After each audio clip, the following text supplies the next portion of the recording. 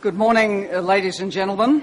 I'm Helen Clark, the Administrator of UNDP, and it's my pleasure today to be chairing this opening session and to greet our very distinguished guests on the panel, the Secretary-General of the United Nations, the President of the General Assembly will also be joining us, the Prime Minister of Bhutan, the President of Costa Rica, the President of the Economic and Social Council of the United Nations, Excellencies and distinguished guests. This is the inaugural session of the high-level meeting on a new economic paradigm, which places sustainability and the well-being of people at the very centre of development.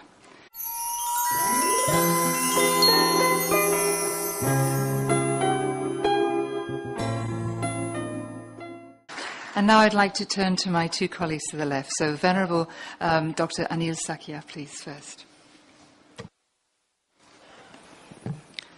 Morning. We started with everyone's happy face.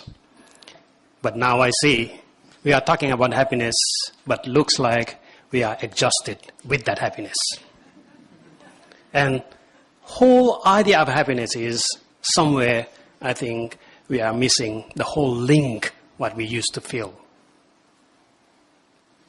Hearing all this talk here, I think that I just want to go to the very fundamental idea of happiness here. And we have all these different representations from different countries. I just want to remind you what is the whole idea of happiness and well-being all about from the etymological point of view. Of course, in West, I guess that happy is based on something about luck, isn't it? So that's why we have to pursue happiness. Because it's a luck. It's a flourishing. It's something.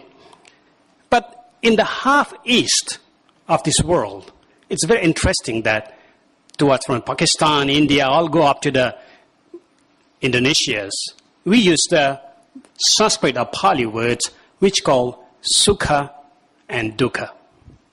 Sukha is for happiness. Dukkha is for suffering or misery. The etymology of this sukha and dukkha, I guess that it can give you real pictures of happiness. Sukha and dukkha. Su and du here is a prefix. The main root of happiness and misery here is kha, the letter alphabet or the root verb. Su means easy, du means difficult, not easy. So basically, the idea of kha is, root meaning of kha is tolerance. Root meaning of kha means ease. Therefore, when the ease talk about happiness and suffering, we are talking about whether we can live in ease or we are living in dis-ease. I guess every one of us started with ease, and now we are dis-ease with ourselves. I'm sure that our well-being of our body is not so pleased with what we are doing, with the pursuing with the happiness, which is the mind. That is a very component of human beings. What is human beings? Body and mind. And that exactly about happiness and well-being. But of course, if we are doing something in one extreme, then we are suffering. Then we have to take the cost of it. Therefore, what we need is that balance. Balance between the mind and balance between the body. And basically, that can be done, every one of us here. Although we are pursuing with the happiness, and how do we feel happiness? Basic idea, I'm very glad to hear that we are coming after educations. Of course, we are educated. Every knowledge of us, we have passed from our predecessors. And then we see that we are living in a threshold. We are living in the middle of a transmission area now. Because I guess that we are threatened by the big demonic we created 70 years ago called GDP. And just hunting us. His Majesty the King of Bhutan and His Majesty the King of Thailand, about 30 years ago, gave their very wise suggestions to their subjects about this idea of GDP, about this idea of this demand. And nobody listened at the time. We'll talk about happiness. Somebody will look at us in a very bizarre way. But now we are here talking about happiness. That's a good sign. That is a good time for us to start now. I guess, I hope, GDP, which is getting old now at the age of 70, I don't know how long it can live. I just hope that we can born a newborn child. We can give a more better child who can give us a better futures.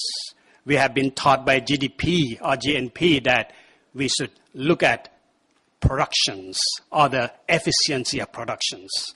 And we have seen the consequences. So I will appeal to you that let us revert that idea and then look at the efficiency of consumption. Look at from ourselves what we need. And the need is always controlled by the idea of the middle path, the idea of a self-sufficiency, or the GNH, which is guided by the three things: resilience, relationship, and reasoning. Keep in mind, are we resilient? Are we doing enough knowledge to see that what is a pro and con? And then, of course, the whole idea of relationship we are lacking. We are human because there is another human. And then we disregard the importance, the significance of other human which make us a human.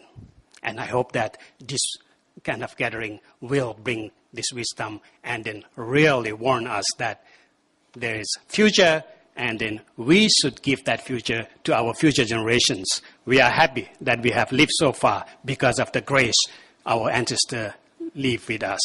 And then what is there for our future generations if we are really look only for yourself? Thank you.